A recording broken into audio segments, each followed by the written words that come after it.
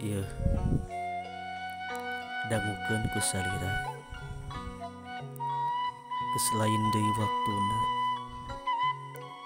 lamun ngambek ngahapus profil atawa ngeblokir kontak. Ngamimitian ti ayeuna mah sing dewasa ulah ngagugu nafsu sigah budak ABG. Teangan heula naon sababna mun aya masalah teh.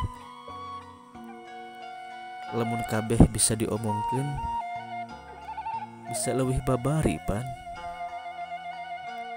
Lamun ukur rek nuturkeun ego mah nepi ka iraha wae oge moal bakal bisa ngabereskeun masalah babarengan.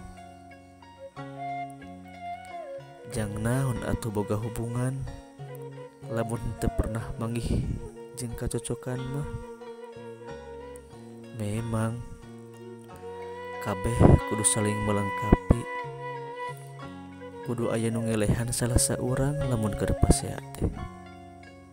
Kudu aya anu sabar. Tapi nah bisa terus-terusan siga kitu. Pan teu bisa.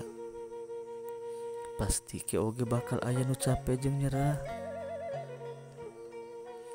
Yeuh, mun aya masalah teh ajak pasangan diskusi, ajakan ngobrol, ulah ngebahas ukur masalah cintana wungkul. Yeuh, cinta mah bisa ira wae leungit, inget kana usia anu beki dewasa. Urang teh perlu jelema anu pas, anu tepat, anu bisa diajak kerjasama bebarengan. Ngarah jeung pasangan teh bisa ngajadi tempat anu paling nyaman.